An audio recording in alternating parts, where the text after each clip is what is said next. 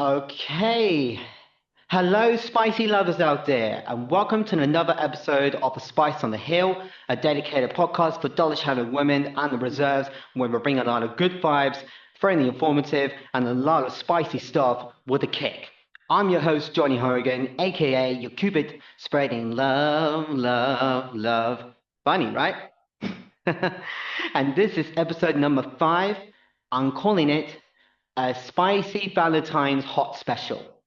What else is what else is spread the love with a hint of spice and the chili flames burning through the pink and blues hots. And now let's introduce our guest hopping aboard on the hot special Valentine's edition via the Spicy Love Train Express. And our first guest wears number 2 right at the back with a switch who just does it or do it or just do it for the spicy spirits. Please welcome our spicy Yorkshire friend with Jodie at the back. With Jodie at the back. With Jodie at the back. Jodie Lodge, everyone. Hello. Woo! Hi everyone. Thanks for Hello. having me, Johnny. I'm really excited for this. Love to have you on board, Jodie. How can we see who's tuning in? Oh, you leave with me. I'll just see how many people tuned in. Just Cool. cooking up about 3 so far, but don't worry, more will come later. Amazing. Hi everyone. Yes, Jodie's on board alongside with her Valentine for this spicy love train is Will. Is it Prince Will or just Will?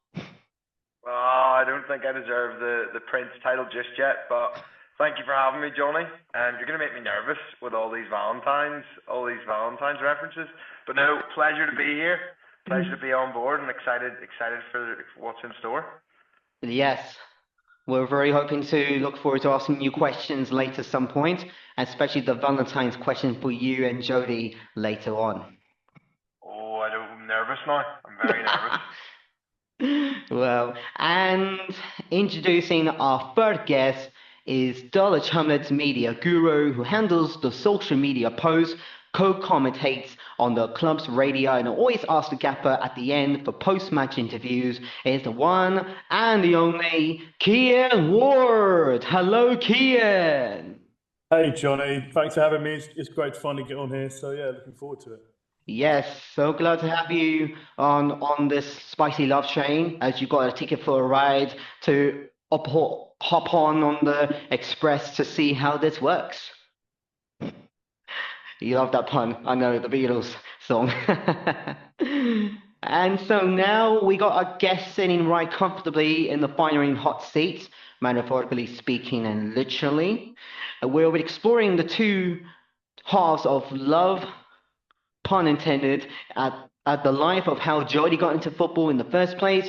How did Will met Jodie that completes the spicy Valentine's couple?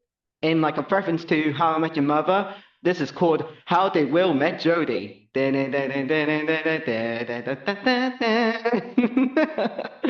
And and how did Kian get to be the social media guru he has become known to the players, the coaches, the fans, and the people who works at the club that he loves to hop on or hop in whatever he does to help the team in person and remotely.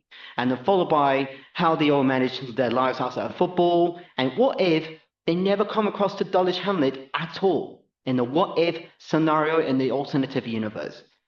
That's the first half. And then second half, we'll look at the recent games that has been played, apart from the two that got postponed for separate reasons, and and also providing on the spicy reserves who had one game postponed, but the rest they have played more or less as normal. And then at the end, we'll be asking the Valentine's couple, Jodie and Will, some very spicy love questions that I promised you to. This is really funny and really hot, so prepare for it. So we're live on Mixler as people are tuning in right now, cooking in slowly. You can ask me, Jodie, Will, or Kian or myself anything you want to ask, any questions, feel free.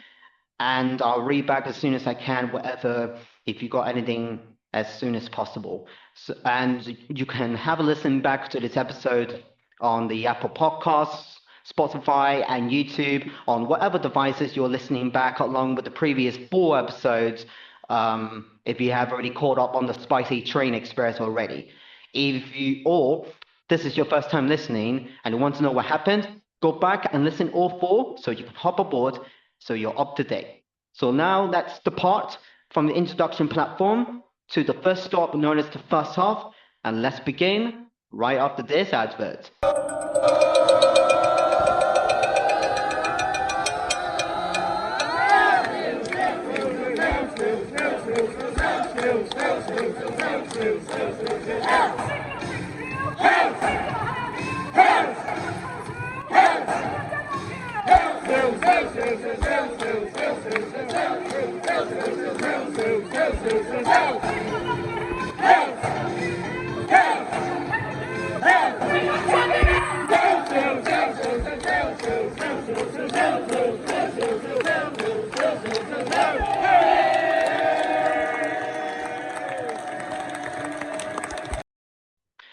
Hello and welcome to the first half as the whistle blows on the spicy love train. As we make our first stop, now we can ask our guests interesting facts about their journey and how they came across Dulwich Hamlet. So first thing I want to ask Jodie, how did you start your footballing career and what made you fall in love with the beautiful game initially? So I started football quite late compared to a lot of people. It was in I think, year 4 in primary school, and my local football team, Huddersfield Town, did like an after-school session during the week. And at that point, I never even played football before. But me and my friend were like, "Oh, let's just join so we can hang out with the boys." So we joined the session, and then I ended up being better than most of them in the end. So that's kind of how I got into football. And then I actually joined Huddersfield Town in their like development pathways, like their youth age groups, I guess. Um, and then when I went to uni, I played for my uni team in Nottingham. And then after Nottingham, moved to London, and that's where I found Dulwich, and that's where I've been ever since. Well, what can you tell me interesting facts about when you learned about Huddersfield Town when you first joined them? Yeah, I mean, so they obviously came into my school, which I guess made me find my love for football and found out I was pretty decent at it. So then it was kind of a case of, oh, I'm doing these after school sessions, but I'd quite like to play outside of school as well. So then me and my family did some research into teams, and yeah, we found Huddersfield Town that were playing in like a decent standard league and wasn't too far away from where I lived. So then, yeah, I joined them at under 14s, I believe, and then played right through to their under 18s before I went to uni. And was Huddersfield Town your favorite club you loved when you were growing up? Yeah, always been a Huddersfield Town fan, so it was quite an honour being able to play for their team. But yeah, me and my dad and my brother, we still have season tickets to the Huddersfield Town men's games, so I go back when I can and watch them play. Nice, nice. And when you joined Dulwich Hamlet, who was the first people that you introduced with? When I first joined Dulwich, I'd probably say like the OGs, so like Salon, Erin, Ria were kind of the first people that I became friends with. And then Shakira as well before she moved to America. I was quite close with her. Yeah, I guess that was like the league winning season, so it was quite memorable. Yeah, I remember the first time I met you when I caught up on your winning streak of games before you got promoted, and that's how I Mm. first met you. Mm. Yeah, no, well, it was a good season to sort of become a Dulwich fan. Blowing in building, and then next thing you know, I'm your spicy friend. There you go. There you go. And Will, how did you first meet Jodie in the first place? Am I allowed to share this information, Jody? You may. Oh, there you go. I've got permission. It's actually a very funny story. Um, I, much to my dislike and to this way of meeting your partner, we actually met through the route of Hinge, and it isn't the most orthodox way of meeting meeting your partner. Certainly not from my end, but I always say to Jodie, should we make up some exciting story about how we met? But no, the truth is, it came from Hinge. But you know what? It has been an exciting story so far, and it's gone very well. So I can only sing my praises about Hinge now. And if you could tell me, what is you say Hinge? Hinge, yeah, a dating app. Oh, right. And So yeah, how Hinge does is a that dating work? app for those who don't. Oh, sorry? Yeah. So how does Hinge work? Yeah. So essentially, for those who don't know how Hinge works, I wouldn't call myself a connoisseur, but basically you put a profile up, and you share your profile about what you like to do, whether you play any sports, what your job is, obviously pictures of yourself so that people see what you look like, and then you interact with people and find out if you want to meet them. And yeah, Jodie found me. I'd like to just make that very clear. Jodie found me, so she came chasing after me, and I was happy to give her a date. So it all worked out though in the end, didn't it, Jodie? I'd like to just correct that. He actually chased me. Well, we knew she was going to say that, but it all worked out in the end, eh?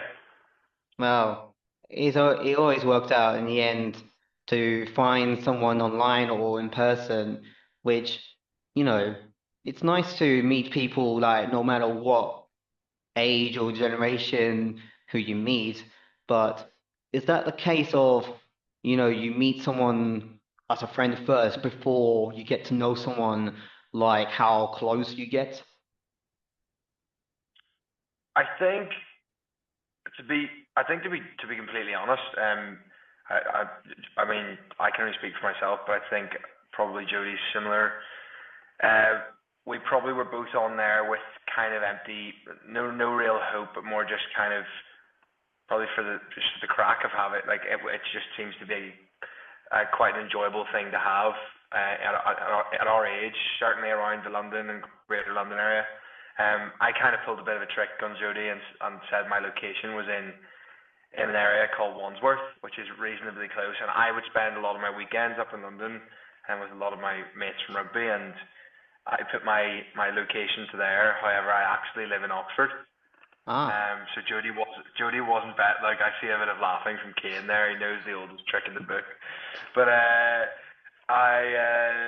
she wasn't too pleased when again when she was chasing me and she tried to meet up for the first time. But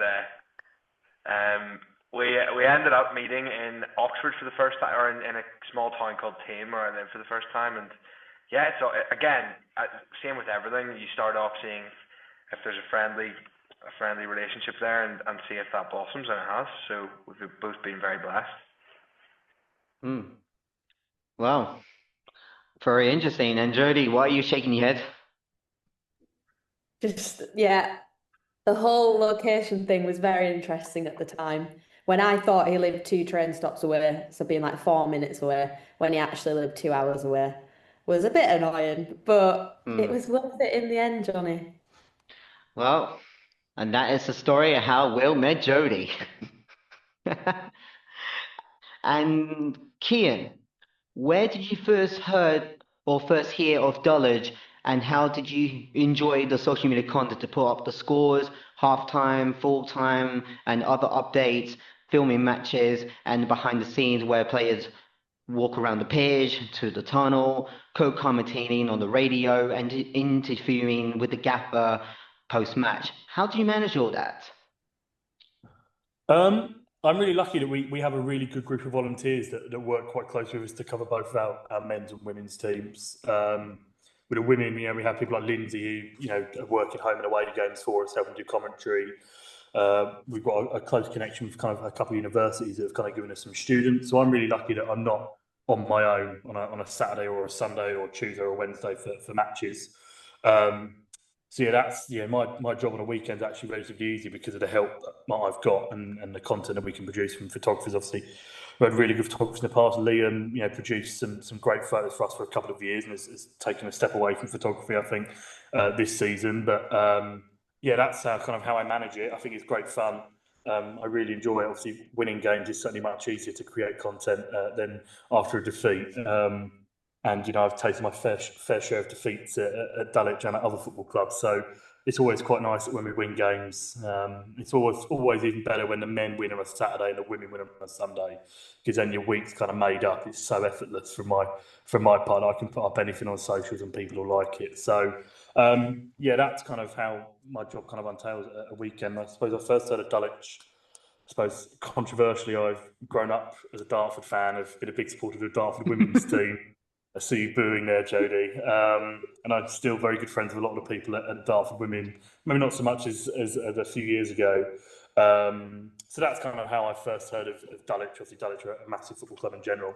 But that's really how I kind of first heard of Dulwich and getting involved for university and things like that. But yeah, that's kind of my weekends and my life in a nutshell. Is helped a lot of the volunteers and the staff team that we have in place during the week. Wow, that is really a lot to come from you with a lot of experience. And you know, I was going to say on the, what I was going to ask you, would you prefer more? Do you love posting socials on Instagram, Twitter, interviewing the gaffer, or co-commenting on the radio via live stream? I think my favourite thing is interviewing. I really enjoy post-match interview because I think I'm really blessed that I kind of get to delve into the mind of both, Dacey and now Richie, and go into their minds on how kind of they wanted to set up and play the game. I'm blessed as well in the position I'm in that I can literally just chat to both of them on a match day and basically ask what the plan is and what the tactics are and see that kind of element of the game. Commentating with Lindsay on a Sunday is always really good fun because we just have a laugh. The other week, the first half of Cambridge, which I'm sure, I don't know if Jodie agreed, but I thought the first half was quite dull from the sidelines. At least I don't know what it was like to play in.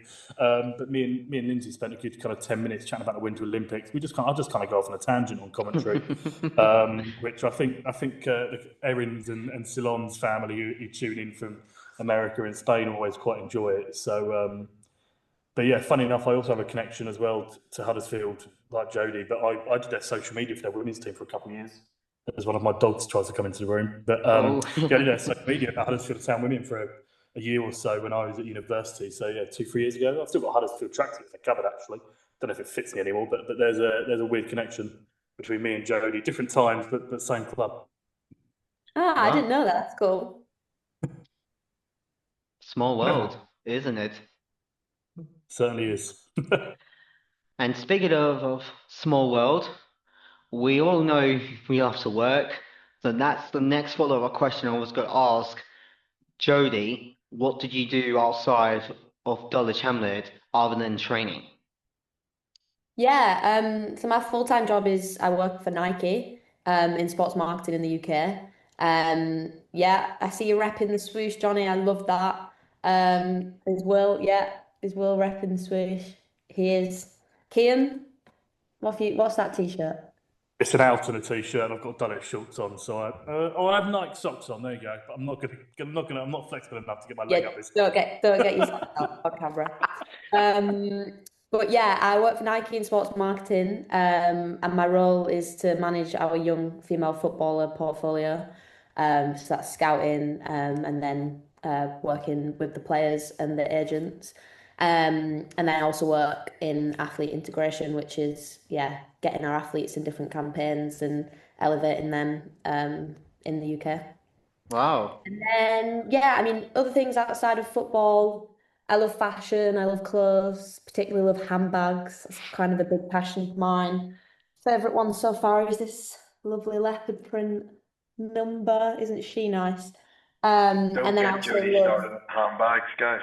yeah, I've got a bit of an issue.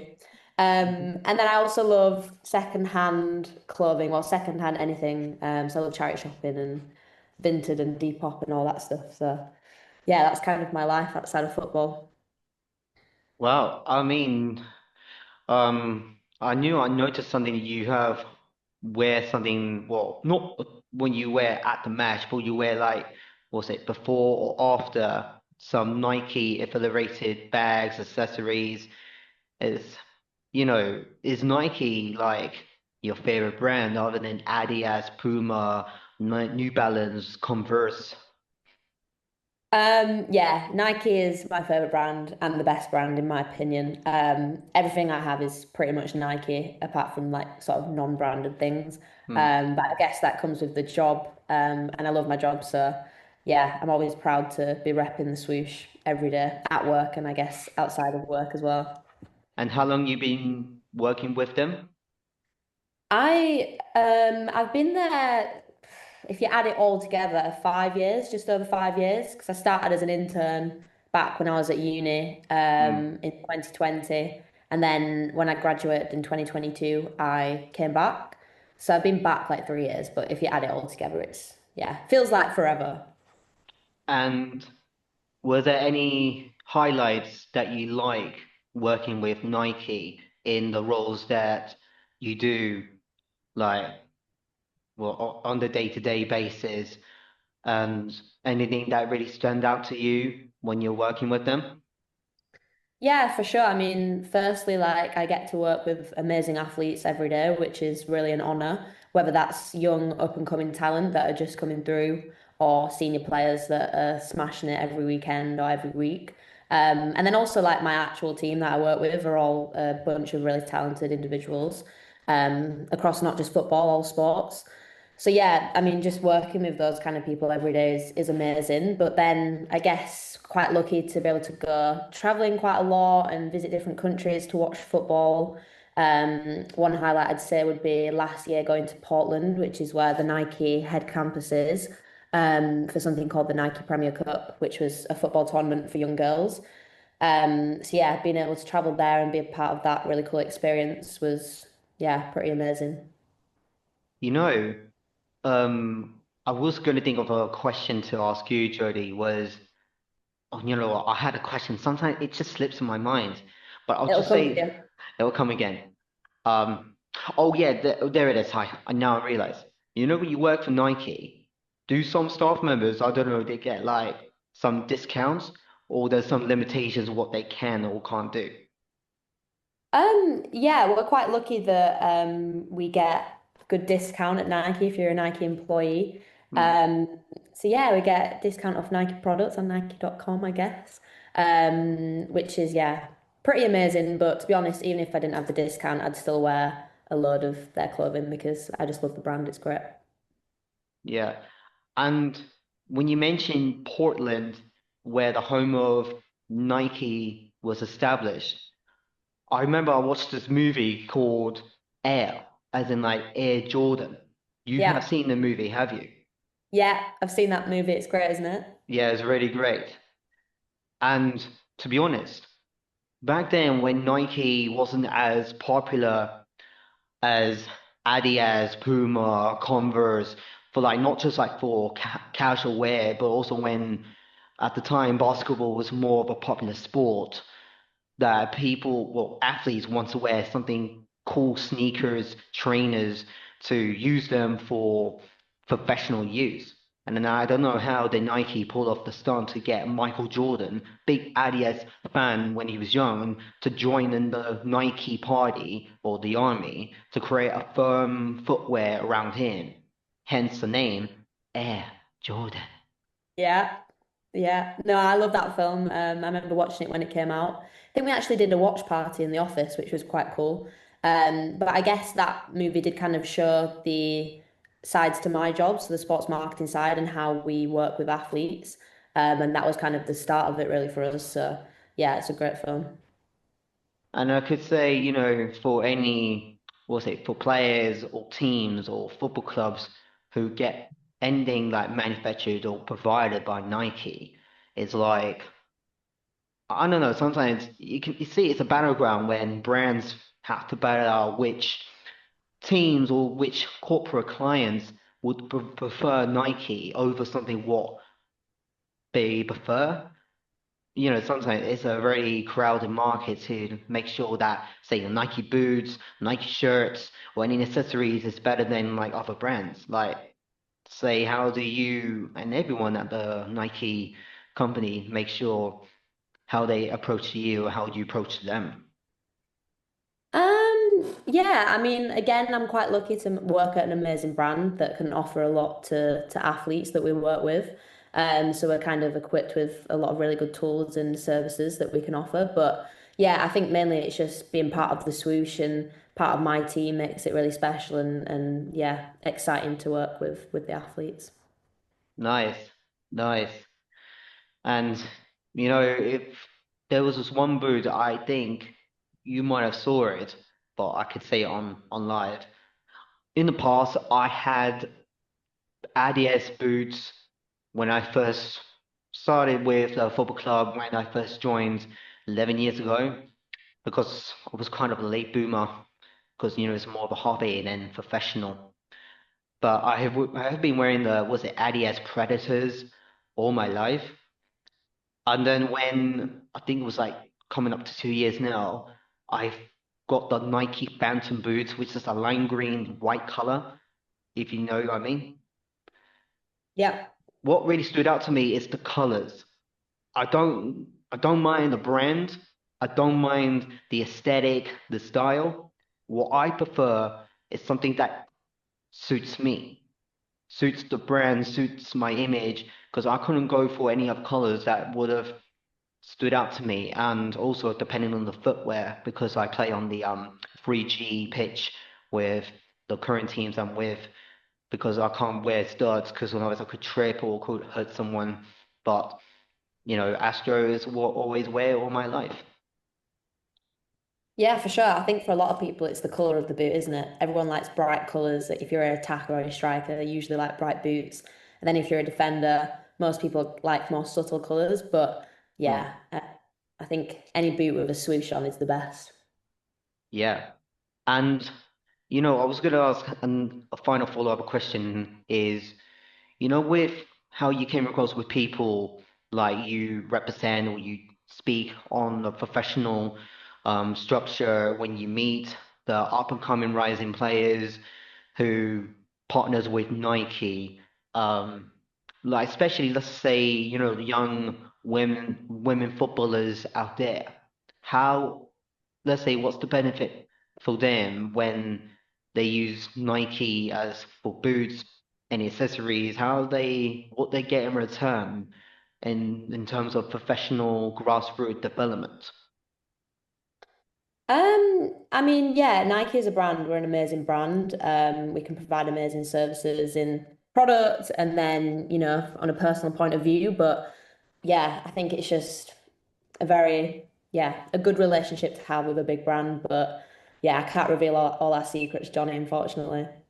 So NDA, Yes, yes, very much so. right? Well, I think that's enough questions about Nike for now on. Well, next question I'm going to ask Will. What do you do during the week other than watching Jodie on the Sunday? Yeah, who would have believed I'd have other things to do other than watch Dodge Hamlet? I would have thought everyone thought that was my day to day. No, so yeah, obviously Sundays are the Dodge games, so there's 6 days before that. So similarly to Jody, I'm pretty busy schedule wise. I we're very similar in that we both have full time jobs and we both play a pretty high level of sport. So we have a good idea of like balancing of how hard it is to balance both of those things. So I again I play rugby, she plays football, um, and I'm a physio. Uh, she obviously works for Nike, so both very busy day to day. But I love the balance. I started working as a physio from I studied to be a physio when I was 18. I went to uni in Northampton. As you can probably tell, I'm not from here, so I came over here. I'm from Belfast in Ireland, so I came over here, went to uni in Northampton for a few years, studied to be a sports rehabilitator and physiotherapy, and now I'm working full time down in the Oxford area. So Loving that. Part of the reason I started working as a physio was because I was getting so many injuries from a young age playing sport, and I took a lot of interest when I went to the hospitals.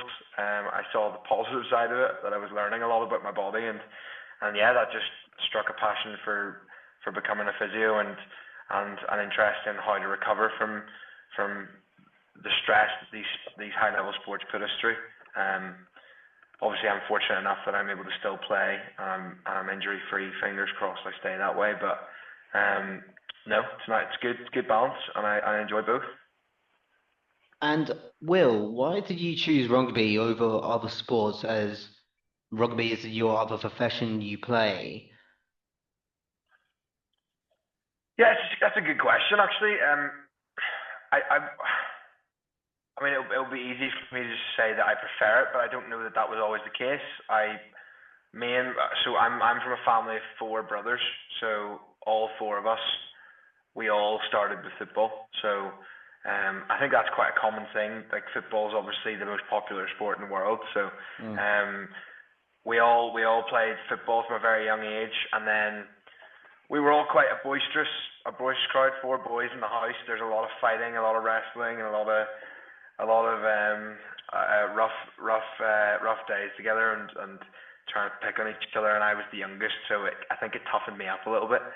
And I went down. One of my older brothers started rugby around the age of maybe 8 or 9, and then I was a lot younger at this point, and I went down to watch from a very young age, and I just thought, gosh, that looks fun, running into each other and getting all muddy. I was a very outdoorsy kid. I wasn't much of a gamer. I wasn't much of sitting inside and playing the Wii or playing Xbox and PlayStation. I was always outside climbing trees, hurting myself. So it kind of just coincided, and then probably got to the age of 10 or 11, I had the choice to either go down the route of rugby or football, and I think at that point I was pretty set in stone. My body was not built for football. I was quite a well-built, stocky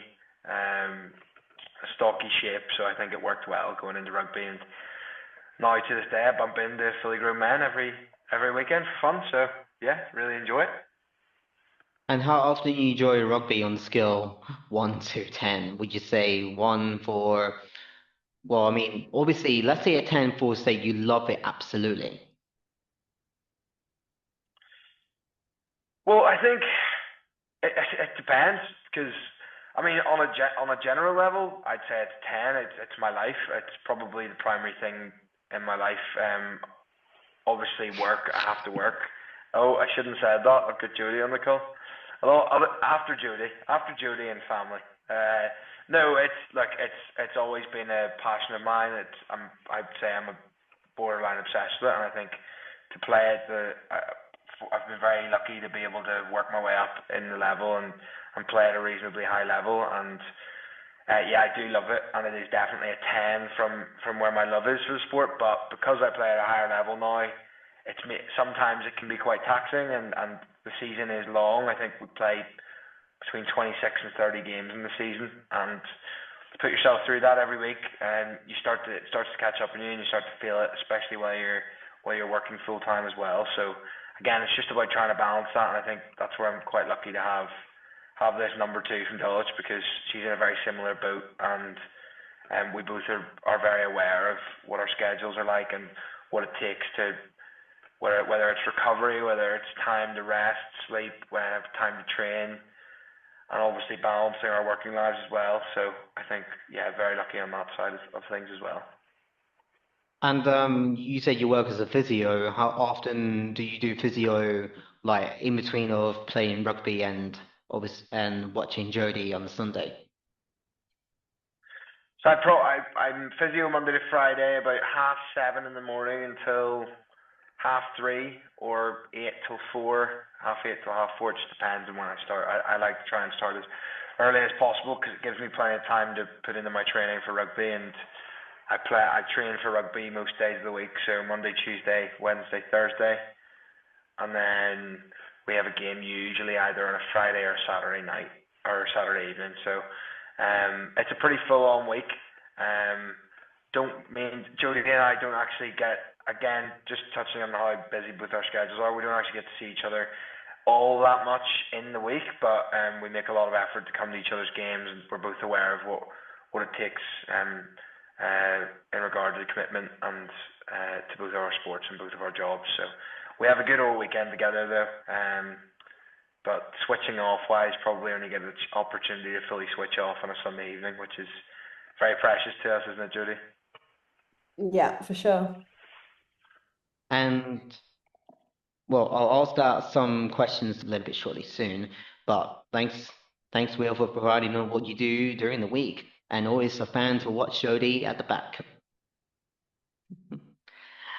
And Kian, when Dulwich Hamlet aren't playing and you're not posting content on the social media platforms, what do you like doing during the week? You'll actually tend to find me at a game of football somewhere, usually. So me and our club secretary, Joe, are pretty good friends outside of work as well, and he only lives 10 minutes up the road from me. So we tend to go to quite a lot of games of football together. So that's quite nice. And I'm quite lucky that I have quite a nice group of friends that enjoy coming to Dulwich games as well. So, after a men's game on a Saturday, I'll often manage to shoot off pretty quick, go out with my friends, and you'll probably find me in some form of bar in South London somewhere, dancing until the early hours on a Saturday night. But yeah, no, so it's mainly going to watch games of football and then just chilling. I've got quite a nice vinyl collection just over my shoulder of about 90 vinyls, so I'm often just sat at home chilling, listening to music. I think Jody and Will have kind of explained, like, working in sport or playing sport is pretty full on and pretty hectic. And although I'm not, playing it, Dulwich is a 7-day a week kind of job. You kind of always responding to emails, always from the WhatsApp, because people are working different shifts, working different kind of times. So always dealing with manager requests and requests from directors and things like that. But yeah, that's kind of my life outside of football. It's mainly football, and if not, it's going out with my friends and having a good time and a good laugh. But yeah, my life pretty much revolves around our football club. Most of my friends are now through the football club, so you wouldn't find me too far away from Dulwich on a day that I'm not working, even though I still live about 20 miles from the ground. So Dulwich Hamlet's more like, was it like a full-time? Well, I was trying to think. I don't know, is it voluntary or was it like a full-time job for you? Yeah, so I'm full-time paid by the club. So yeah, do 5 days a week. So tend to take Tuesdays and Wednesdays off as kind of days off. So kind of my 5 days would be Thursday, Friday, Saturday, Sunday, Monday. Depends on kind of schedules and games and things like that as well. For example, like this week's more of a 6-day week because the men are playing tomorrow night. And then we're off to a conference with the Women's National League on Wednesday at Wembley. So yeah, this week's a bit more of a busy week, but that kind of chops and changes, and even if it sells out, I think Jodie will probably agree with me that the 2 months that we get outside of the sports season is probably the nicest 2 months of the year, and maybe my social calendar starts to get pretty filled up for those 2 months about now. So yeah, the off season's always the best time of the year because you get to do so much other stuff and not focusing on the next thing, the next game, the next kind of thing you need to sort out, and that's kind of a blessing in disguise, really. Right. The next follow-up question is a what-if scenario, or actually, you know what? Let me ask Kian a bit of a follow-up question. Is this? I would say, for yourself, you love like working on social content all the time, even in your spare time, if you're not working, you go hang out with someone like Joe outside to any football games or anything like in your spare time, or mostly your full time is you do social posts and anything to update like for any matches like the men's and the women's. And well, I don't know about academies, which you don't do much on the academies or much. No, with the youth sides, obviously we've started a new under-18s for the men's side of the club this year, and they clash with the women's kind of first team on a Sunday. So I can't cover that many games in a weekend, I'm afraid. But I don't know, when they're in the FA Youth Cup earlier in the season, they had a pretty decent run in the Youth Cup, and they are in a pretty decent season. So yeah, under 18s for the under 18 boys are doing pretty well. Well, I was going to ask you about the reserves, but that is a question I will ask later on. So the next question, I say this is now the what if scenario. Say for Jody, if you haven't fallen in love with football in the first place, what would you be what would you be doing differently right now? Well, firstly, I'd say I don't think I ever would have not fallen in love with football. I feel like my life literally revolves around it, whether that's work or in sport. Mm. But I actually studied fashion business at uni. So I've always had a love for clothes and style and handbags, I guess. So I think, yeah, if I wasn't working in sport and playing football, I think I'd be doing something in fashion and yeah, probably not designing, but like marketing or branding or visual merchandising or something like that. So fashion, as in like designing clothes, bags, or a bit of everything. I would, to be fair, I did actually like art in school and I was pretty good at art, but I'd say still like the marketing, branding side, like maybe working perhaps in social media like Kian, Mm. um, or visual merchandising. So that's like how the stores look and how you kind of present the clothing, so it looks good to the consumer. But yeah, I've always loved fashion, as well as football. So you being more of a someone who just wants to design the marketing as an opposed to designing clothes.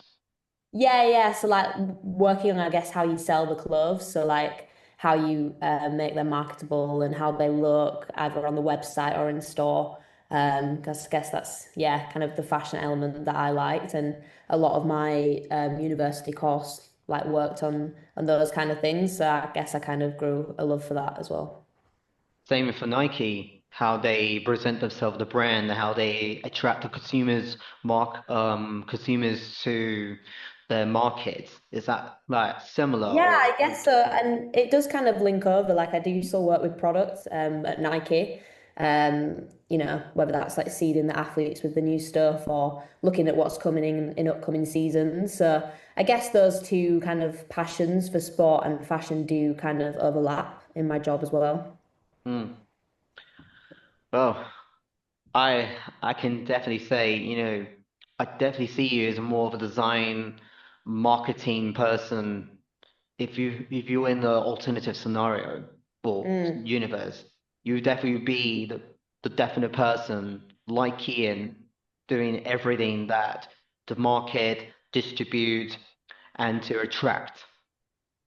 Yeah, yeah, for sure. I don't think I'd do as good a job as Kian on the social media part, but I'd give it a good go. Yeah, if you want to know, just ask Kian for tips. Definitely. And It's Will. luck, Joe. It's just luck. Yeah, and Will. Um, what would you be doing right now if Jodie hadn't introduced you to Dulwich Hamlet? As in on my Sundays. Yeah. Um. Oh, that's another good question. I don't think. Obviously, I'm. Well, let me. You've stopped me at that question.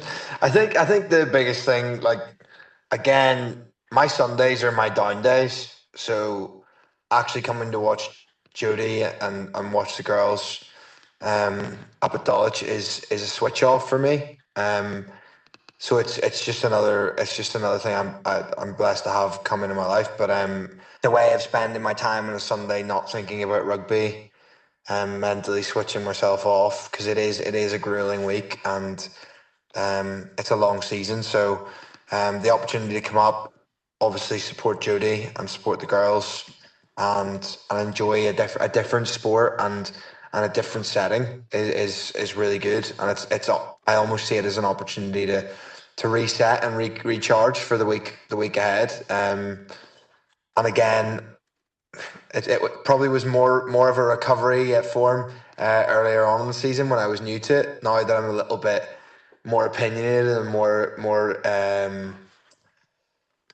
excited when I'm at the games and more invested, I get off my seat and I expend a lot more energy than I was planning on towards the start of the season. But No, it's I love it, and yeah, it's good opportunity to come and enjoy a different sport. And again, Jodie will vouch for this. Like, I was probably a little bit naive in regards to women's sport before meeting Jodie, and I've had the opportunity to develop my knowledge and to be fair, a bit of a love for it, and I was so impressed when I came to watch her games, and before that being introduced, like I didn't never really watch the Lionesses or anything, and Jodie suggested that I obviously just give it a watch, and um I loved it, and I was so impressed by how it developed and the level that it's at. Um, I was probably a bit naive to that, and that's got me very invested in the Dulwich Hamlet girls, especially the run that they're on at the minute, playing some really nice attacking football. So it's been really cool. Yeah, Yeah. I I would think if Jodie had not introduced you, it'd be like, what if you haven't come on each other's path in the first place? That would be like really different. Would you think? Yeah, I think it would. Again, my love and interest in women's football would definitely not be where it is now. And to be honest, it's definitely still developing, and I'm definitely still learning a lot from Judy on that side of things. I was pretty close-minded, always men's football, men's rugby, flip me golf, as much as that would bore Judy. All sports, but all sports men. So I think meeting Judy's been an opportunity to learn a lot about women's sport. And again, yeah, you say would it be different? To answer your question, yeah, it would be. I'd probably be spending a lot of my Sundays pretty sore on the sofa. Um, Probably not doing a lot throughout the day, just watching a lot of rugby, watching whatever sports on TV. But actually, I find it's been very beneficial for me getting out of the house, both physically and mentally, the day after a game, and getting on my feet rather than being laid flat out, not really properly recovering. So, in every facet, it's been very beneficial. I agree. I totally agree. We all I love know to you do. do we love to do something to, shake ourselves off after a long week of work, or sometimes like sports what we love, like football, rugby, anything to, switch off, enjoy watching, some of our spicy friends playing. Exactly, exactly. What better way to spend your Sunday? Yeah, we're spicy football. And Kian, what would you done if you haven't discovered Dulwich Hamlet? Um, I don't know really. I've been kind of pretty blessed the last kind of 3 years working for Dulwich. I suppose I'd probably still be maybe involved in like the civil service type thing. I had really, when I was 18, I worked on the Commonwealth Games in Birmingham, which is a really cool experience for like an 18-year-old kind of fresh out of school to work on like a major sporting event, and kind of the UK's kind of biggest sporting event since like the 2012 Olympics. So that was pretty cool. So maybe I'll be doing some kind of around kind of events and sports management and that kind of stuff. Obviously, life has now become kind of Dulwich, and Dulwich has become my life. So it's hard to imagine what life is like without Dulwich at the minute. A lot of my friends often ask me, like, when do you think you're gonna move into the higher kind of echelons of football and things like that, and move into kind of the pro game? But at the minute, I'm very settled, very happy with kind of what I get to do for a job. I don't really see Dulwich as a job, because it has kind of now become a passion. The men lose on a Saturday, I'm annoyed. The women lose on a Sunday, I'm annoyed. If they win, my weekends are made. It's a lot more than just a job now. But yeah, if I wasn't doing it, I'd probably be able to commit a bit more to watching the Lionesses. I've been really lucky to follow them home and away across Europe the last kind of 5 years or so, and currently saving pennies to head out to Brazil next summer for the Women's World Cup. Obviously, if we qualify. But yeah, so that's probably what I'd spend most of my time doing is gearing up and watching them a bit more than I'm currently able to do, because that really is kind of a happy place for me is watching kind of the Lionesses and traveling out across Europe and following them like I have done for the last kind of 4 or 5 years. Well, I guess everyone is saying if it wasn't for Dulwich, I don't think anyone would be here right now. You know, this is really like everything comes in a full, well, not a full circle, but more like how things are so perfectly so nice. So we are leaving the first half platform as we depart onto the next stop is the second half, and we'll begin right away after this advert.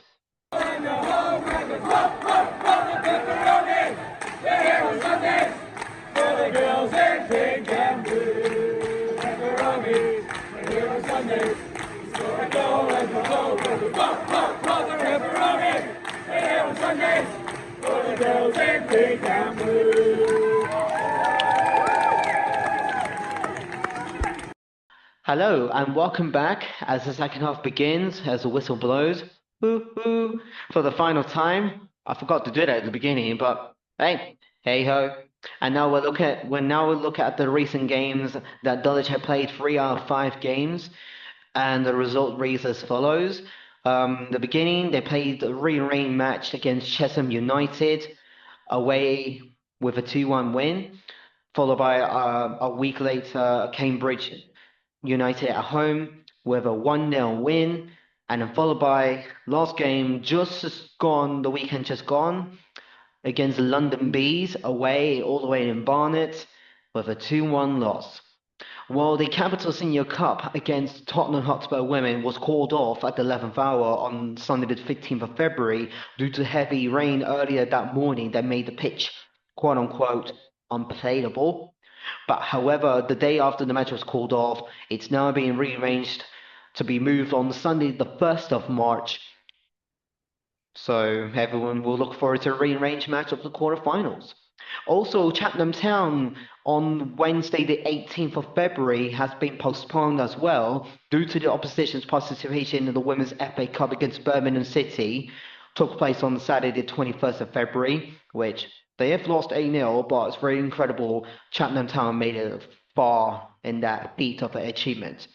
And that match, Dulwich against Chatham is yet to be announced when it will reschedule in due course. We'll hopefully find out sooner or later, sometime soon. And currently, the team are 9th place with 5 wins, 2 draws, and 9 losses in the league table. Now, Jodie, how this month has been for you and everyone continuing last month after the great run? Yeah, I mean, I think just from the start of this year onwards has been amazing. With Richie coming in, setting new standards, and the girls have really taken up to his tactics and his match plans and how he's done training. But yeah, like the vibes within the changing room have been really high. We were unbeaten up until Sunday, which is still an amazing achievement compared to the first half of the season. So yeah, things have been going really well and definitely on the up since the new year. Nice. And Will, do you agree? How do you feel about seeing the team after the restart last month compared to how it started in the beginning of the season? Where did Will go? I think he's just going into his house. Okay. He is there, but I think he's just getting set up in his kitchen. So if you want to ask me a question or I'll move on, you can do. Well, I was going to ask Kian a question about, from where you're standing or sitting while carrying out social media duties, how do you feel about the team in the past 2 months compared to the beginning of the season? Well, it's not just been social media duties the last 2 months. Me, Mel, Gav, and our safety officer Bob were out forking the Champion Hill pitch for about an hour and a half before the Spurs game was called off last Sunday. So we were out in the absolute thundering rain, forking it for quite a long time, and the only for it to be called off. So very disappointing that, because we thought we were getting into a playable position. The last month and a half or so. I mean, I missed Fulham away. And I missed obviously yesterday, but the games I have seen and when I've watched Fulham back, really impressed with kind of what I've seen from the team, especially comparing it to obviously the first half of the season. And even looking back as far back as kind of the draw with Norwich, or the last minute defeat to Norwich, and the draw with Luton just before Christmas, like those performances, the Norwich one especially was a really good performance. So agonising to fall to defeat, kind of the 93rd minute or something like that. But yeah, the performance has been really good. It's been really nice. I think it feels a bit like the old Dulwich, kind of 18 months ago, of 24 months ago, kind of. Everyone kind of playing with a smile on the face of fans, seem really behind the team again, and that's really great to see. And so yeah, the last few weeks have been great. I think some of the new signings have come in and done really well and made a really good name for themselves. And I think have blended in quite well with kind of the more established heads that we've got in the team. And I think we're really lucky that our women's team have kind of the same group and core since obviously we won the Laser Waffle. So it's nice to see that team and that group has stayed together and has evolved into a competitive National League side and stuff like that. And Will, are you back? I'm here. I'm all over the place tonight. As you can see, I'm in my car, so I'm in between going back and forth with training and just getting some stuff sorted. So, but I'm back. I'm here. So Will, how do you feel about seeing the team after the restart last month compared to how it started in the beginning of the season? Yeah, it's been cool, and I hope I don't offend anyone by my probably what's poor football knowledge compared to all of you guys, but I think it's cool. I think it's a lot harder. It's a lot easier to say things from the touchline than it is to actually action them on the pitch, and obviously I knew that from just playing sport myself. So whatever I say, I'm sure it's a lot harder on the pitch. But from watching, I definitely think just the intent regarding going forward and finding opportunities and start of the season. I think Richie's really brought a very big attacking mindset into the team, and obviously there's been a bit of a change in the team. Am I right in saying? There's been quite a few new girls as well that have come in, and it all just seems like there's a lot of depth, a lot of energy amongst the team, and it's really enjoyable to watch. And yeah, I've been off my seat a few times, so it's been very cool. And if you get a smile out of Judy at the end of the game, it's always a bonus as well. Yeah. Looking at the rearranged match against Chesham United on the corner of the Metropolitan line, well, sort of. It was originally meant to play at Chesham United's ground before being relocated to the nearby ground in Chalfont St. Peter's AFC grounds, which it was a scrappy win coming from a goal down. And Jody, I heard some of the Spicy fans and some of the colleagues said about how the pitch wasn't great. Some say it was rough, bit scrappy, in other words. But how do you manage it? How do you and everyone manage to turn around a goal deficit? Yeah, I mean, we heard that the original pitch that Chesham actually played on was much worse than that pitch. So to be honest, we were just glad to actually be able to play the game and get the points on the board.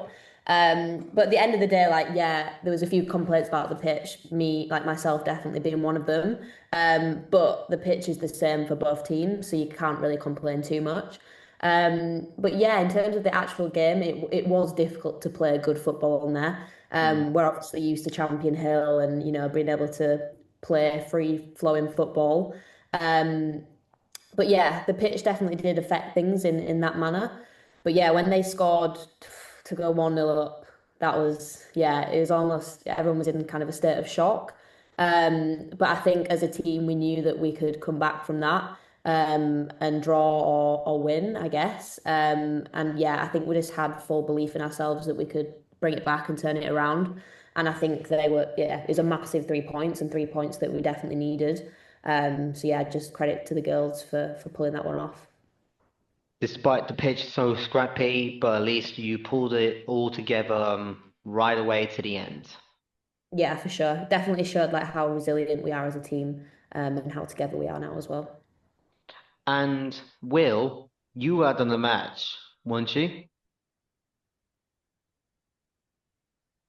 Oh, you're on mute, Will. Oh, I'm on mute. Sorry, guys. That's all right.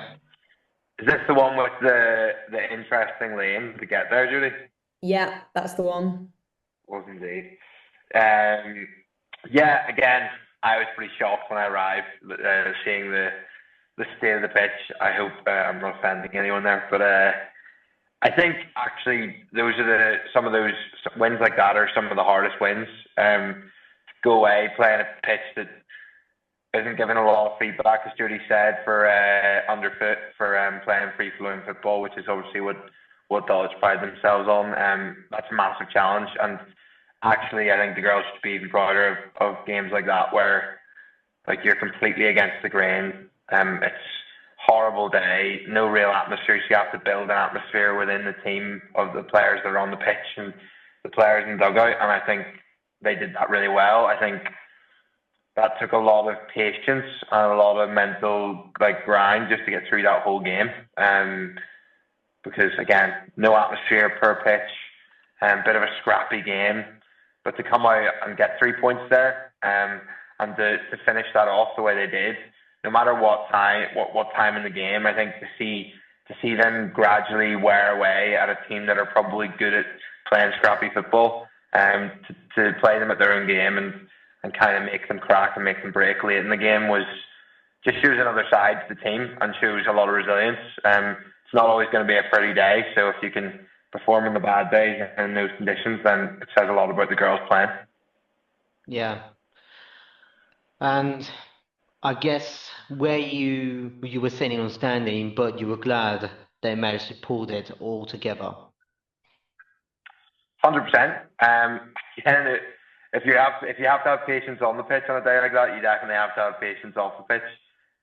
Watching football like that, it wasn't maybe a spectator's day for watching a pretty game of football, but again, if you're in any way passionate about watching sport, you understand that it's not always going to be pretty, and to perform on a day like that is so impressive. And actually, there is a beauty in watching that rather than just expecting everything to be smooth and champagne football all the time. So yeah, pretty cool to experience. And Kian, how did you think of the match after the Spices turned it around? I thought it was one of those kind of season-defining games, I think. Jodie mentioned kind of when we went 1-0 down, the thing I was most pleased of, and when I watched it back, was as soon as we went 1-0 down, the team got straight into a huddle. And whatever was said in that huddle, I don't want, unless Jodie wants to share what was said in that huddle, it clearly got the team kind of mentally back there and back on track and with the objective. Obviously, Chesham have. I'm quite happy that they've managed to have a victory this season, because I always feel quite sad for a team and they can kind of go for a year without winning a game. Obviously, this league has just so many different kind of financial levels to it, and Chesham obviously are probably at the lower levels of that when you compare it to like Fulham and Norwich and things like that. So for them and people like us and Sudbury to be in kind of this league and competing with these sides is a testament to kind of how well the women's game is run at those clubs. Yeah, it was a great performance, gritty performance. I think Lucy's goal might have been slightly offside, but we'll take decisions, and we'll take them. And sometimes you have to ride your luck. And I'm a firm believer that football kind of decisions kind of even themselves out. That pitch was probably more suited though to a game of rugby than a game of football. I'm pretty sure. But yeah, and obviously Chesham kind of got dealt a difficult hand by the club that weekend, and did their very best to get a game of football on wherever they could get it played. So to credit to those guys, that's not the result they wanted. But yeah, it certainly made my kind of 3-hour drive from Wolverhampton on that Sunday morning worth it. So yeah, it was a really good result, a gritty one, but one that I think we thoroughly deserved. Yeah, I totally agree. Whatever happened, because I saw that update on Facebook and a little bit on social media that you or anyone was providing the updates, I can see how they turned it around and managed to completely just do a complete turnaround. And the following week on, after at home against Cambridge United, where it looked like it was going to be a goalless draw until newbie pink and blue Leah Emerson breaks the deadlock to grab all important 3 points at home first time this year. Now, Jody, that match could have gone either way, but I can see where I was watching from above the dugout. Um, they didn't, Cambridge didn't press much, and I thought Dulwich could have scored one or two, either in the first half or second half. But what did you think of the game? And was there anything much you and Diego can do? Or sometimes there's something much you could have done differently as long as you got a win? Yeah, for sure. And I mean, that Cambridge game definitely showed like how much we've progressed since the start of the season. I think we lost 3-0 away, no, 3-1 away, um, early on in the season. So to turn that around and get a win was, yeah, it just shows how much we've grown since then.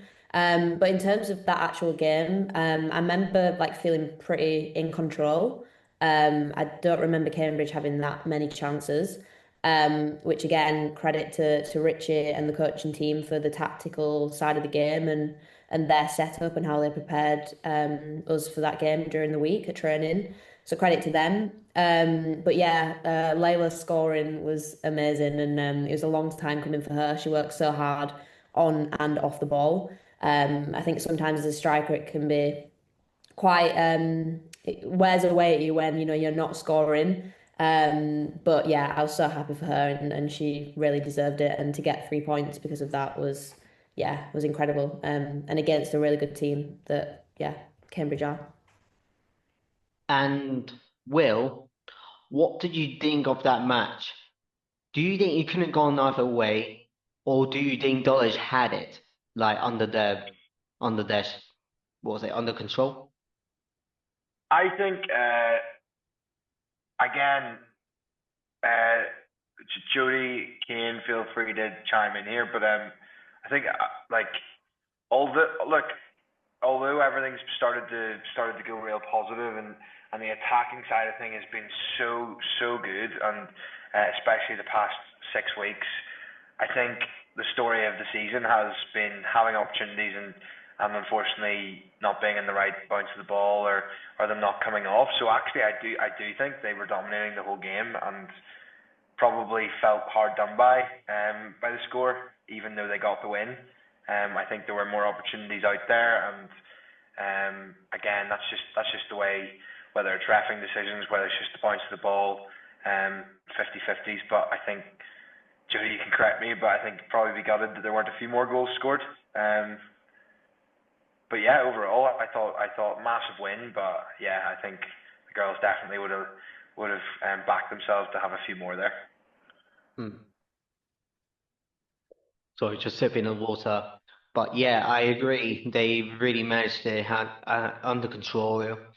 And to be honest, 1-0 is probably enough. But as long as like Cambridge didn't press much, and that really summarized, they did try in the last few minutes before game was up. And Kian, um, what did you make of the match when you were co-commenting via club's radio live stream? What did you think about the overall match? I think what we've seen kind of last 6 weeks or so since we've been back is some very kind of different Dulwich performances that have managed to get us kind of results. You look at the Millwall game where it was very much kind of full flowing attacking football. As he scored 4 goals against Millwall. Fulham was another gritty one, coming back from behind and taking the lead, and then kind of having to really defend well to hold on to that point. And Cheshire we've obviously discussed. Cambridge was another gritty one. It was probably more of a battle in the second half from what I remember. It was 2-3 weeks ago nearly.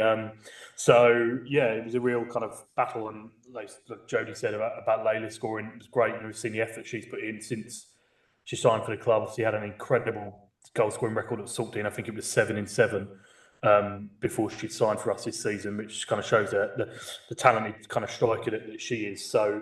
I was really pleased to see her kind of get on the score sheet. I know that with Summer being out now for nearly 2 years, we've been struggling without a striker, really a goal scoring striker.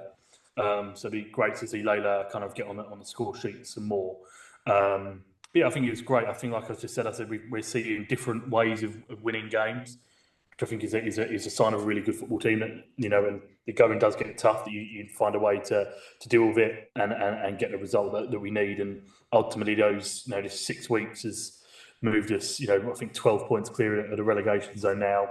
Not mathematically safe, but probably there or thereabouts now. So that's the positive. There was a worry, I think, from me at least heading into Christmas, kind of looking over the shoulder a little bit.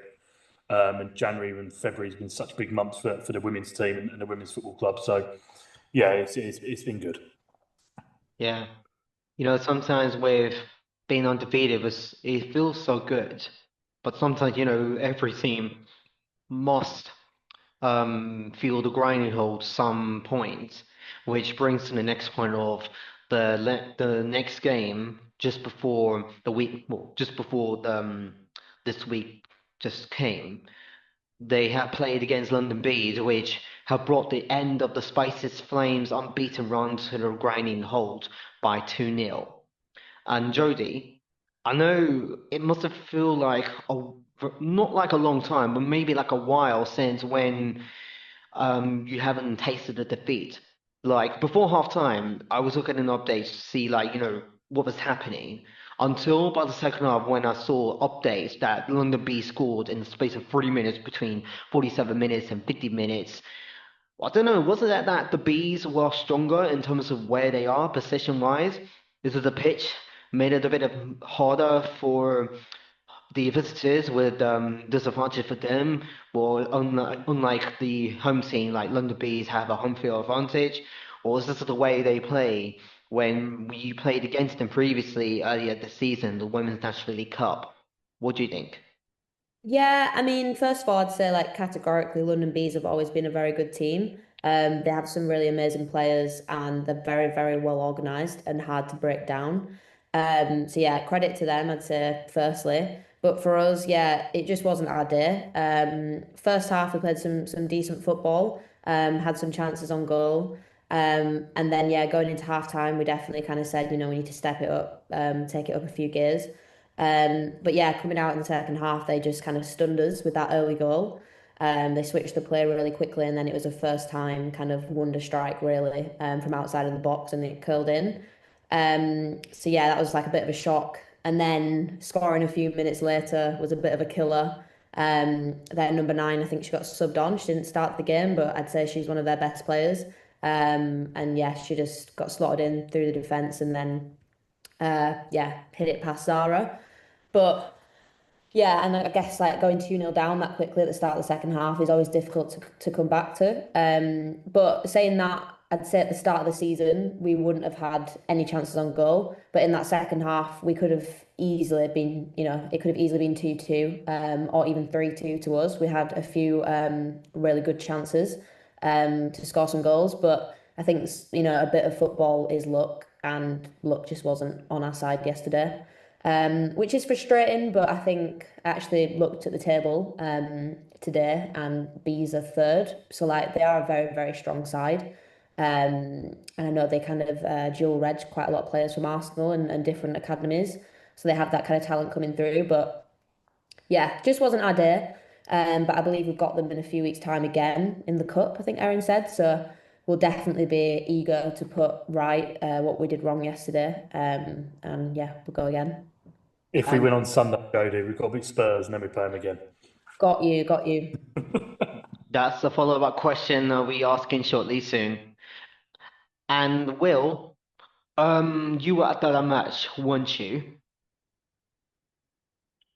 I actually wasn't. I wasn't, but I had a good chat with Jody about the game, and yeah, I was at the home game for the London Bees earlier in the season, and yeah, as Jody said, they're a pretty strong team, and like a big part of this league is understanding that you're not gonna win every week. There's gonna be some matches that you have to grind out. There's gonna be some losses taken as much as they might not be wanted, but I think a big thing is just respecting the opposition that you're playing, and not really underestimating any team in this league, because again, you could go away to the likes of Chesham, and that game could turn the other way on a horrible day like that, on a gritty day, and it didn't. So hanging on to the big grinded out wins like that is going to be very important going into the last part of this season. Yeah, it's disappointing not to get the win up at London Bees, but I think the biggest focus now will be dusting themselves off and realising like you're only as good as your next game, and focusing on this week and putting that behind them. Again, maybe there's a little lapse of focus there in a very short period, but there's another 70-80 minutes of that game where it was 0-0, which says a lot about both teams, and both teams obviously being very equal in regards to ability and chance of winning that game. So yeah, maybe that's something they'll look at this week. I'm not involved, but I'm sure talking to Jody, it'll just be a big onus amongst the team just about really focusing in that 10 minutes after the half time, getting back to where they were in that flow state towards the end of the first half, and grinding out another half and hopefully getting some opportunities to go ahead. Yeah. Aside from the loss, Jody, it's been 2 months since Richie Burns stepped in after Maria Tavares left. Do you see the difference between, with Richie now, coaching you compared to Maria, in terms of coaching, team positioning, and what do you see at the recent games you have described, for the last 2 months compared to in the beginning? Yeah, I mean, from my side, from a player perspective, um, look, every manager and coach is different. Everyone has different styles, different tactics, different ways of working with players. And I think both did a great job. And I think it's people really underestimate what it takes to be a manager in any league. There's a lot of organisation, there's a lot of planning with sessions, especially because we train twice a week. And then match day, picking squads, doing tactics. Like there's a lot of work that goes into it. So massive respect for anyone that tries it. And you can do really well at one club and then move to another and not do quite as well and it doesn't work out. But yeah, like since Richie has come in and joined the club, there's definitely been a big kind of boost of energy in everyone. It's almost like that new manager feeling, isn't it? And no club likes to play a club that have just got a new manager because every player's trying to impress and do really well for that person. But yeah, what Richie has done and brought to the team has been really amazing. I've really loved playing under him. He actually used to play in my position when he was professional, so I feel like I've learned a lot from him as a fullback. But the thing I love the most about him is like the amount of thought that goes into his tactics for each game. Like every game is different. I don't think any club will know how we're going to set up or like how we're going to press because it changes every week. It's super exciting. I'm learning so much as a player, which I didn't think I'd be able to because I've already played so many seasons of football. I almost think there's almost, you can only learn so much. But from Richie, it's just his energy, his enthusiasm. He can be scary at times, which I think is good. Like you want to impress him, and he's just, I really respect him as a manager. And then Lakem, Andrew, Manu, and everyone else in that kind of coaching setup. It's just been amazing, and I'm really looking forward to what the future brings under that management. And Kean, you have seen how it began with Maria, and after Richie stepped up, it did improve. Sorry, it improved the way the team has been playing with much, better consistency, better performance of results, and currently 2 months in, what do you think, like so far? Certainly think that what I've noticed most is the smile and enjoyment that I think the players are playing with, especially the ones that I've now worked with for into a third season with, Jody, Ceylon, that kind of group that were here when we won the league. I know what they play like when they're enjoying football, and it certainly shows they're enjoying it a lot more now. Sadly, in my role and working in football, the inevitable is that a manager will eventually kind of lose their job. That's just sadly part and parcel of the game that we kind of all know and love, and the brutal side of it. So it was a shame. I think that it didn't really work out under Maria. It was great that we were the only team in the division that had a female kind of manager and things like that, and we were really kind of pushing and giving her the support that she needed to do everything. Richie's come in, has tweaked things, and Jodie says his enthusiasm, is infectious at times. The Sunday before, after the Spurs game, it was called off. He was still in. He was doing analysis on London Bees pretty much straight away. So as soon as the game was called off, his focus was straight onto London Bees, and obviously trying to get someone out of the game. Ultimately, we haven't, but it just kind of shows how focused he is on getting points on the board.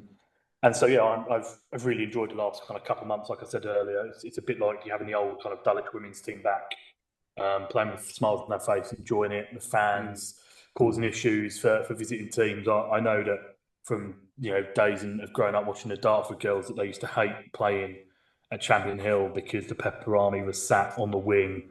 You used to hate basically being on that side of the pitch for 45 minutes or 90 minutes because they'd be on to you for the entire game. So, and I think that comes with the team's performances, that the fans have kind of got back on side and it's integrated with what makes our club so special. But yeah, interesting now going into the last 8 weeks of the season or so, some difficult games but some slightly easier ones. I think we've still got to play Norwich at home, I think, which could have title implications and things like that. So, and obviously a Capital Women's Cup, I'd love to have another cup run on that. Obviously the final was obviously disappointing to lose the last season, but I think we're all in it to win silverware. It's the one thing that I know has eluded the men's team a lot as well, is not taking kind of those senior cups seriously.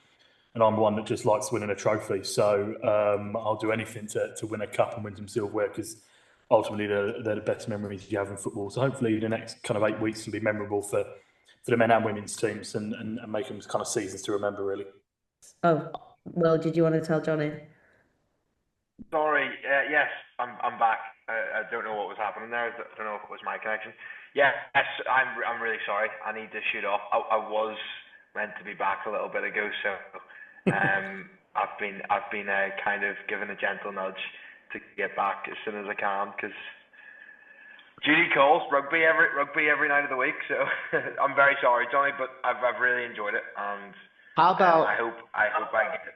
Oh, how about we do the Valentine's section right now, if that's okay? yeah. Let's fly through it. You have 30 seconds, Johnny. Okay, so Will, what is Jodie's most annoying habit? Oh, maybe Be I will careful, say Will. Be careful. Yeah, I know. Happy wife, happy life. How does this work? Are you trying to sabotage my relationship, Johnny? No, these are the Miss and the Mrs. questions. Okay. Jodie's worst habit. I mean, where do I start and where do I end here? Probably there's a couple of them.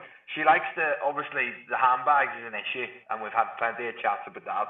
So she's got a bad habit of buying far too many handbags. There's not even room for me to come over and visit her because there's that many. What's another bad habit of Jodie's? What do we think? Oh, here's a bad habit. Okay. Yeah. We go to the pub together, or we go out somewhere and we'll get a snack, or I'll get the snack and it'll be for us both to share.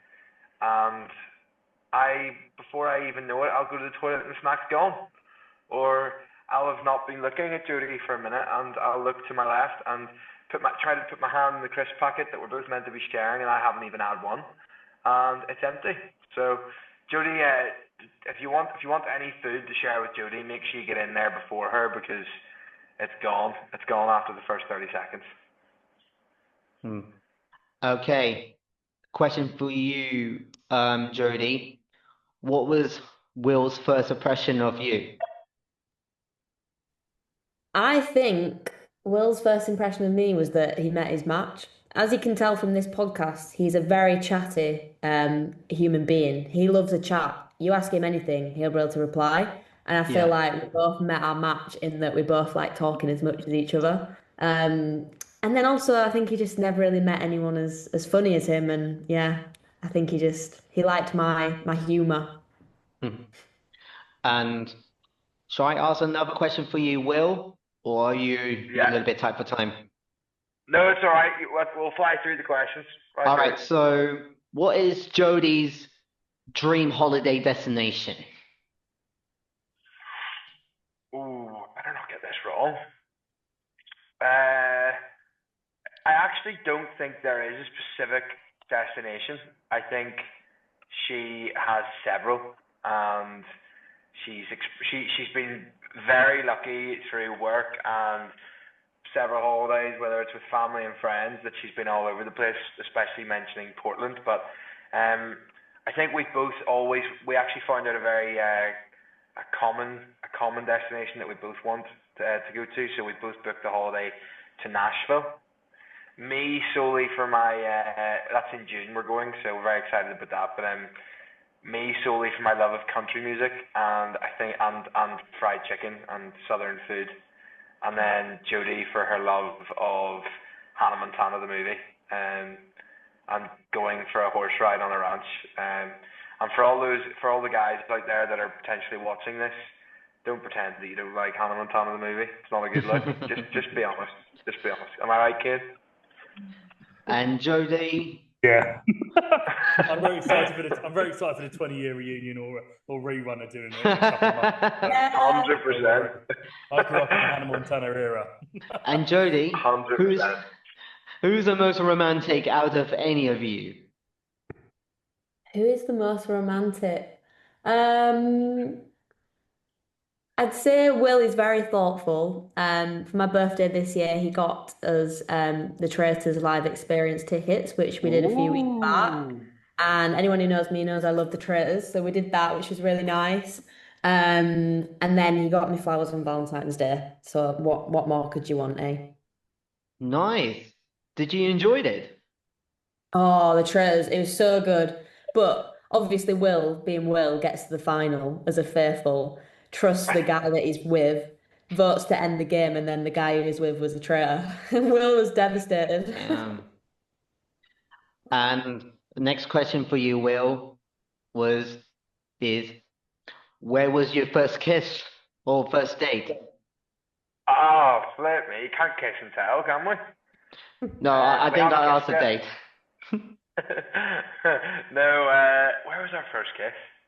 Oh, I picked Jodie up at the train, and you know what it is, Johnny. You have to be really confident with girls these days, especially the football ones. Especially at Jodie's just expressed she's the confident one, so I had to lay down the standard nice and early. So Jodie got in the car, and I think I gave her a hug and a kiss fairly quickly, didn't I, Jodie? Yeah, I can confirm that is correct. Nice. And Jodie, what is Will's favorite film? Do you know what that is? The trickiest question ever because Will is the pickiest person when it comes to a film. He'll look forward all day, be like, oh, we're going to watch a film later, we're going to watch a film.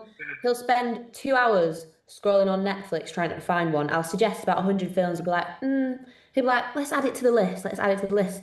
And I'm like, no, we just need to pick one. So yeah, it's very tricky, There's but two.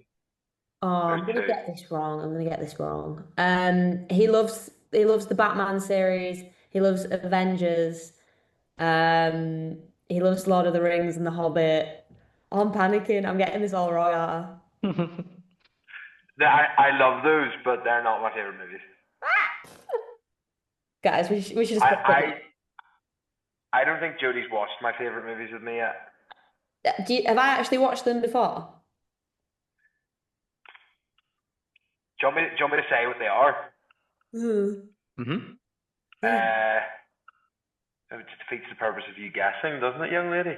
Wait, let me actually Um, Bond. think Roman times. Gladiator. Yeah, that's number one. Fair. Number two would probably be Coach Carter. Ian, feel free to chime in because I need some backup here. I'll give you Coach Carter. That's a great film. I'm glad Coach Carter's a great film. Coach Carter, unbelievable. And Will, who takes longer to get ready? You or Jodie? Oh my goodness, this is the easiest question possible. I can confirm that that is me. I mean, I don't even think that's a question that needs asked for the public because Jodie's always the last person out of the shower and last person out of the changing room as well. So um, I am always sitting up in the clubhouse waiting for Jodie while all her teammates rock in with their food, seeing all their loved ones, and I'm just sitting there and I'm thinking, has she left? She left without me? But no, Jodie's very much into her skincare, her beauty side of things, and making sure her hair looks lovely. So, and it always does. So it's definitely worth waiting for. But Don't disrespect a good skincare routine, Will. Yeah. They're important. They're important. 100%. She called me while I was in work today, and every single time she FaceTimes me, she doesn't like a phone call. This girl, she loves a FaceTime because she likes to see your expression on your face and whether you're properly engaged in the conversation. And she always says, "Well, have you put your Vaseline on your lips today?" Just because she can see a little bit of cracking on my lips or a little bit of dry skin on my lips, and I'm like, And last question for Jodie. Where was your first kiss? You've already asked that. I thought it was a date. The date, it was last summer, July last summer. Mm. I think Will's phone's died, but he needs to go anyway, so Oh. frozen. Yeah, it's just frozen in the corner. He's gone. Please come back, Will. He's got training, he won't be able to, but maybe he'll join, but he probably needs Okay. to go.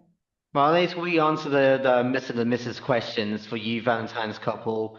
Just before we'll go back to the serious questions about matches. But well, I really like that, don't you think? Yeah, that was funny. Yeah.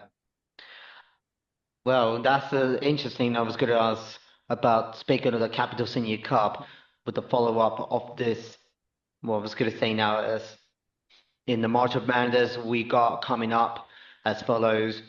As you mentioned, Tottenham Hotspur Women's Academy in the Capital Senior Cup is rescheduled for the March of 1st, and then followed by QPR at home in the league on the 8th of March, followed by MK Dons away in Milton Keynes on the 22nd of March, and then followed by a home match against AFC Sudbury on the 29th of March.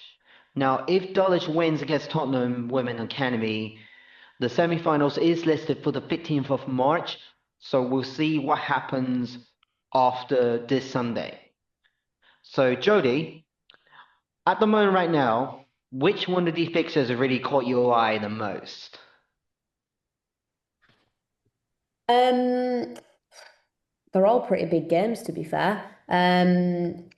I'd say MK Dons away. That's going to be a cool experience playing at their stadium. Never played there before. I'm sure it'll be an amazing pitch. So that'll be quite a big occasion for us. Sudbury at home will be massive. That'll be a must win. Hopefully get a big crowd for that. And then QPR, we beat them 2-1 earlier on in the season. I know that they've made a few signings, but so have we. So playing them at home, that'll be massive. And again, I'm sure we'll have a big crowd. So yeah, I think all the games are super exciting and kind of stand out for their own individual reasons. And yeah, just looking forward to all of them, really. And Kian, is there any match that has caught your attention while you're still doing social media duties? QPR, I think QPR is a bit of an old grudge match. That one sends back to the kind of COVID times where they told a few white lies to the FA to get themselves promoted into Tier 4. One of those being they're going to play all their games at Loftus Road, and I'm yet to see them play every single game this season at Loftus Road. So that annoys me because they've tried, kind of lied and tried to say they're going to help grow the women's game without doing it, and that really angers me. So I always quite look forward to taking on QPR. Obviously, I look at those league fixtures. Is it QPR, MK John, Sudbury? 9 points is very attainable, very achievable, and that only takes us only 3 points off of last season's total. We've still kind of 2 or 3 games left to play after that. So yeah, we're in a really good position. If you would have said, at the start of the season, or Christmas, that we'd be that close to kind of last season's points tally, then I'd have probably laughed at you, really, and being brutally honest. But so we're in a great position. I think respectively, Colin, probably looking at getting 7 points out of it. You probably take a draw against QPR and an MK Dons and Sudbury are winnable games for us, and we should be winning those games. So yeah, looking forward to it and seeing what comes of obviously this weekend as well. And before we conclude, just want to provide an update on the Spicer reserves. They had one match being postponed, and it was against Ashford Town at home because that game got waterlogged. Not just them, but the youth teams as well.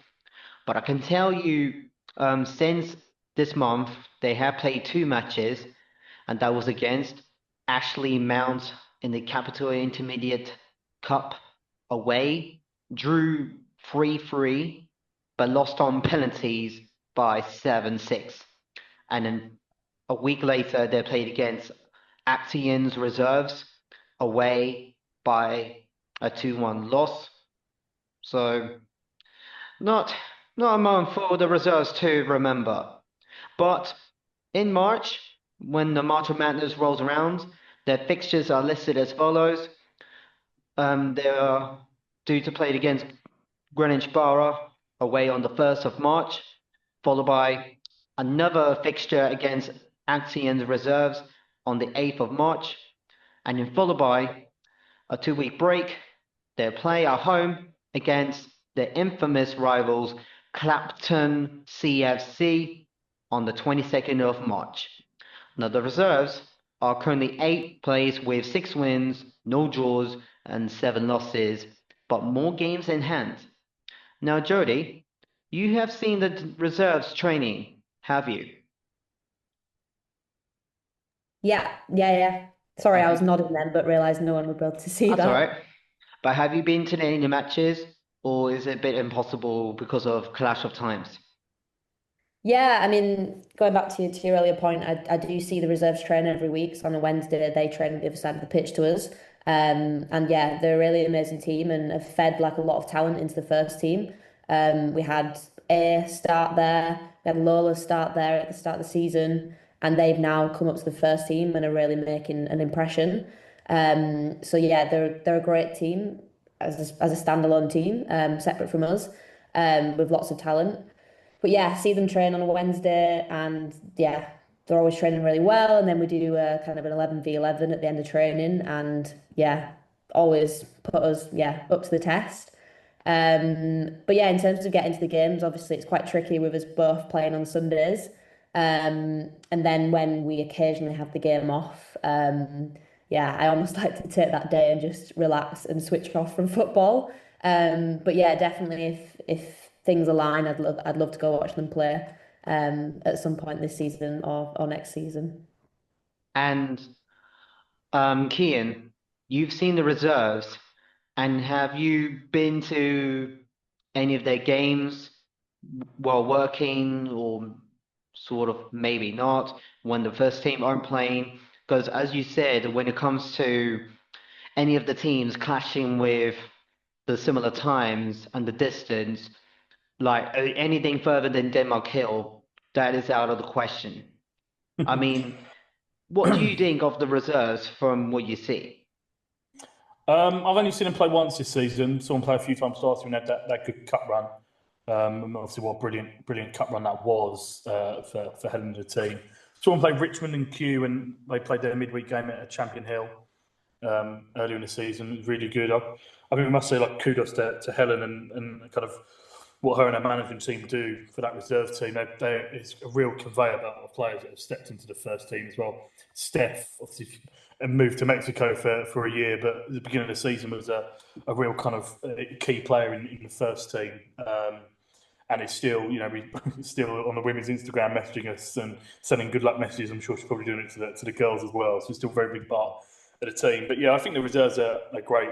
Have been a real asset to the women's team. And I think the relationships may be more beneficial right now than it probably ever has been. I know that people like Neve and Nat have dual registered reserves to get some minutes in later because they've been out injured for a couple of months. whereas maybe before we haven't maybe done that. So that's really good to see that it's not just, the first team taken from the reserves. There is a kind of a relationship now where these players can benefit from playing under Helen and things like that. So yeah, the reserves are a great asset, are doing really well. And hopefully, I'll get a chance to see them again. I tend to, when I take a Sunday off, tend to spend it kind of trying to do something that's not football, really.